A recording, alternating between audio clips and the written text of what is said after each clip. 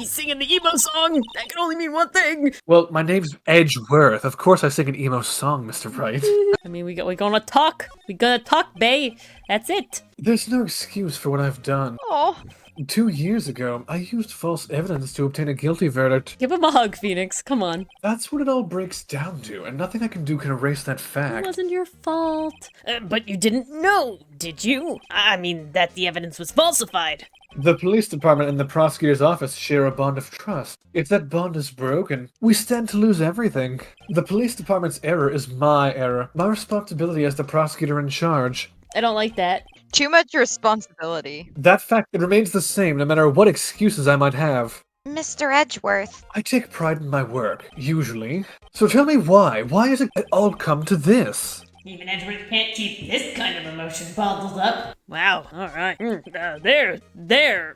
Are you up for the trial tomorrow? Yeah. First last year's trial and now this one. It seems all you do is worry about me. Oh, his face too. To be honest, you're getting on my nerves. But, Mr. Edgeworth, you can't just walk out on the trial. Tomorrow is the last day. It's too late to change prosecutors. I'll bet that's what my superiors are banking on. I never thought that case would come back to haunt me like this. What do you mean? The list of evidence, it seems too short. Most lists run twice as long. Yeah, I mean, my pockets are feeling it. It's only half as long as most lists? That's odd. After Neil Marshall was murdered, I became prosecutor for that case. I may not have been part of the investigation, but I knew what I had to do. Use the evidence I was given to prove the suspect guilty. That was really the only thing on my mind at the time. Say, we just saw a picture taken around that time. That picture. Something seems strange about it. I will show it to Edgeworth after I ask him about the day of the crime. Could you tell us again about what happened that day? The day Detective Goodman was murdered. Murder? You were participating in a ceremony over at the station, right? I never cared for ceremonies, but I had to attend that one. Because you were awarded this? Those receiving awards can't exactly skip out on the ceremony. You're not trying hard enough. Finished up at the office in the morning, then drove over to the police department. Yeah, Edgeworth, how did you have time to get a license, but I didn't? That's all I'm saying. You finished up at the office? Yes, just odds and ends, clerical stuff. I didn't plan on returning to the office that day. Asked to take something back. See, he wouldn't have returned with the car if he wasn't asked about the screwdriver. Take something back? This. Oh yeah, Chief Gant asked you to hold on to that, didn't he? Yes, it was a piece of evidence in a case that was closed half a year ago. He asked me to bring it back to the prosecutor's office. That's the story we heard yesterday. So, you came back here to the prosecutor's office because the chief asked you to. That's right.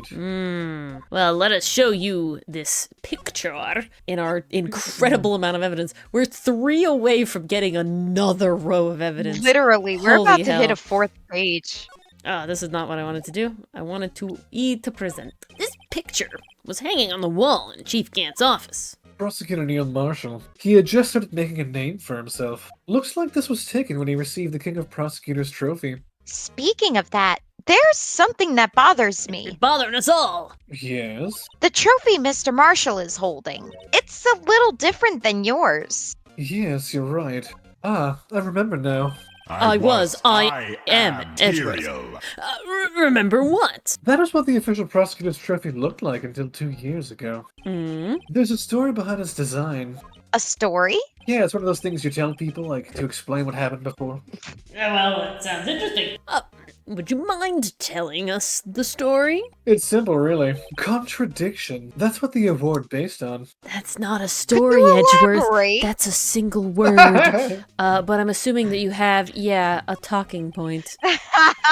This award originates from an ancient Chinese tale. Oh. In Chinese, the word contradiction is written with 2 characters. The first means halberd, the second means shield. Have you heard this story? Me? Oh, sure. Everyone knows that. Why don't you tell it, though? For Emma's sake, yeah. Very well. Edgeworth sees through your bullshit. Long ago, in an ancient land, there was a man named Aku, The shape-shifting master of darkness. kingdom of Chu, and there was an armed merchant. One day, a foolish samurai warrior stepped forth to propose Oh my the king God. with two items. Oh my god. I believe he went shing, shing, Oh, shing. God. With a halberd he claimed could slice through any shield or armor. The second was a shield he claimed could withstand any weapon, There it is. There's the contradiction. even from a foolish samurai. Wait a minute. Objection! Those claims contradict each other. Very perceptive. But then again, you've heard this story before, right? Yeah. Anyway, as you mentioned, the very description of these items discredit them both. When the king pointed this out, the merchant was left speechless. But before the final blow was struck, Oh. the Chinese word for contradiction was born. Goodness. Oh, I see. So the chipped shield and broken knife symbolize. Precisely so. They symbolize the merchant's items. The ancient tale ends with the merchant at a loss for words. But it's in our nature to pursue matters to their conclusion, even if it results in something as ugly as this. Wow. Thanks, Mr. Edgeworth. I learned something new today. That's funny. If that's so, then why were you only given a shield? You'll have to ask Chief Gan. 2 years ago, he had the halberd part of the award abolished. Sussy wussy. Abolished perhaps into the back of someone's, anyway. Ooh. Chief Gantz. Alright. Now we'll go somewhere else, I guess? Okay. Yeah, somewhere else So we is good. showed the evidence, we did all the talking points. Oh, no. We want to examine. I We think want to we need examine. to- We want to examine because of that paper. Oh, right, there's paper on the floor. I wonder what he was writing before. Come on, Mr. Wright. Let's take a look. Are you crazy? Edgeworth is sitting right there. Just distract him. I'll check it out. Hey, Edgeworth. Is that Detective Gumshoe out the window there? Oh no, he's falling to the ground. Hold on, Tap. First, let me see what this girl's doing crawling around my feet. He didn't even look. What? Letter of... If you're having trouble reading, I'll read it for you. It says, Letter of Resignation. Resignation? Oh, Edgeworth, you don't mean. I'm tired, right? I feel as if something inside me has died. Oh, no. But, Mr. Edgeworth, none of it is your fault. I know the path I've walked. You don't need to tell me. And the path I've walked hasn't been a just one. But you can fix it. You can be better. You can do better. No. I'm the only one and I walk alone. Indeed. I can't forgive myself for what I've done. On this boulevard of broken dreams, no one else should forgive me either. I was waiting for it. Your shadow's the only one that walks beside you. Except me. I'll forgive you. I'm your shadow. But I think he's serious. He's singing the emo song. That can only mean one thing. Well, my name's Edgeworth. Of course I sing an emo song, Mr. Wright. That's true. He is Edgy Boy. That is his official nickname. Mr. Wright, please, you have to do something. This letter of resignation. I wonder if I can use it for anything. Gumshoe. Oh, Gumshoe. Gumshoe. Yep, Come this is what we hither. needed. Do we need to examine anything else here? I don't think so. This think we seems got pretty what we cut and need. dry right now. All right, let's go see Gumshoe. Oh, gumshoe! I don't care about this. The noises you're making. Somebody's in here. Excuse me. Would either of you care for a £1/4 of roast beef? It's what I ate for lunch Yes, myself. please. Miss Star. I guess she's out of lunches? You certainly are the curious sort, aren't you? Kind of like the first person who sucked a cow's nipple to discover milk. I never thought I'd say these words in this voice, but here we are. Still, You know, I always wondered about that. I never thought you'd go digging up that case from 2 years ago. Everyone in this trial is involved in the SL9 incident. Not only that, but the murder occurred on the very day the evidence from that case was due for transfer. This can't all be attributed to mere coincidence. It's too many nickels. Aren't you forgetting something? You know, that little scene I happened to witness. The instant Lana stabbed Detective Goodman with a knife. No matter how much of the past you dig up, it won't change what I saw. Roast beef is meant to be savored when eaten. Miss Star's hatred towards Lana, it all dates back to 2 years ago. Joe Dark, that's a name I not soon forget. We trailed him for half a year. Oh, the pressure. Still, I don't think I was ever more alive than I was then. Those days were steamier than a hot bowl of gravy. Poor old Jake Marshall, though, must have been going through hell. You mean because of his brother's death? They were close, those two. After Neil died, something took over Jake. He became obsessed. Seeing Jake like that made her all the more desperate. Her? Lana Skye. My sister? The best of the best were put on that SL9 case. Of course, they were led by that legendary duo.